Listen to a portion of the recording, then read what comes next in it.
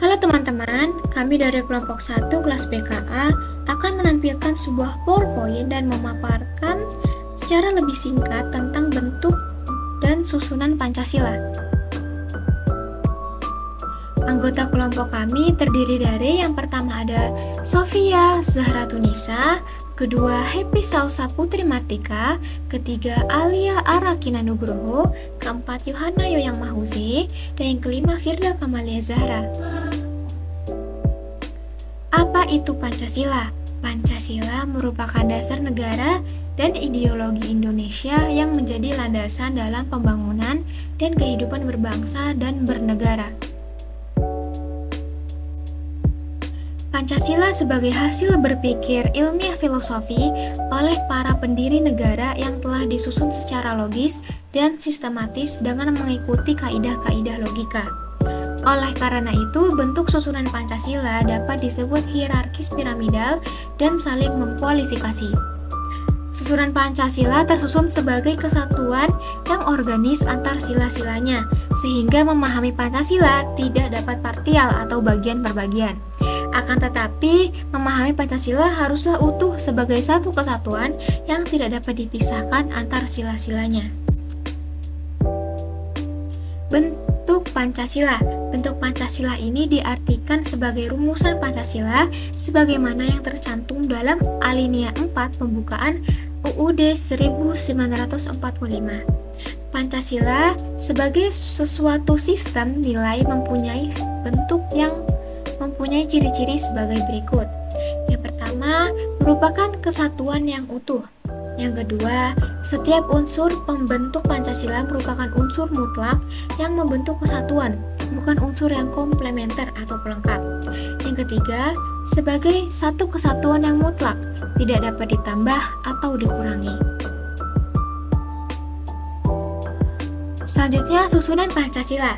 Pancasila sebagai suatu sistem nilai disusun berdasarkan urutan logis keberadaan unsur-unsurnya, yaitu pada sila pertama yang berbunyi ketuhanan yang Maha Esa ditempatkan pada urutan yang paling atas karena bangsa Indonesia meyakini segala sesuatu itu berasal dari Tuhan dan akan kembali kepadanya.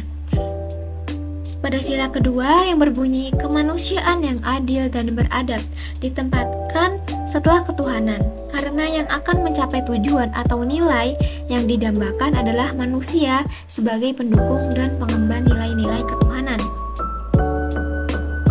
Sila ketiga yang berbunyi persatuan Indonesia ditempatkan setelah sila kedua karena setelah prinsip kemanusiaan dijadikan landasan untuk mencapai tujuan yang dicita-citakan, manusia atau pribadi-pribadi perlu untuk bersatu membentuk masyarakat atau negara sehingga perlu adanya persatuan.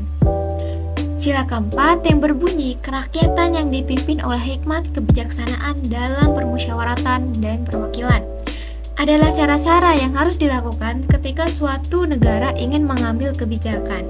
Kekuasaan negara diperoleh bukan karena warisan tetapi berasal dari rakyat. Jadi rakyatlah yang berdaulat. Yang terakhir, sila kelima. Bunyinya keadilan sosial bagi seluruh rakyat Indonesia.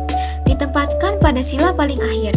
Karena sila ini merupakan tujuan dari negara Indonesia yang merdeka.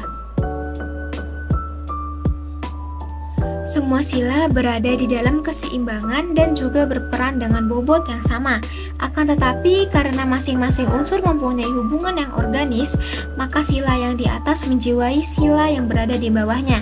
Contohnya, sila ketuhanan yang Maha Esa menjiwai dan meliputi sila kedua, ketiga, keempat, dan kelima.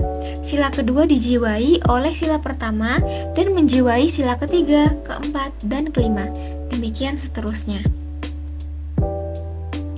Kesimpulan yang dapat diambil, yakni susunan sila-sila Pancasila merupakan kesatuan yang organis, satu sama lain membentuk suatu sistem yang disebut dengan istilah Majemuk Tunggal atau Notanagoro.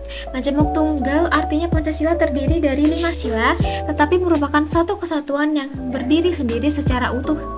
Selanjutnya, Notonagoro berpendapat bahwa bentuk dan susunan Pancasila seperti tersebut di atas adalah hierarkis piramidal.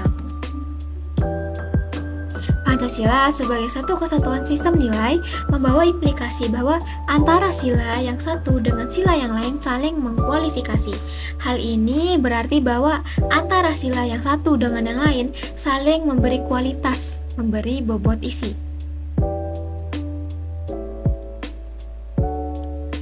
Baik, segitu aja pemaparan singkat dari kami.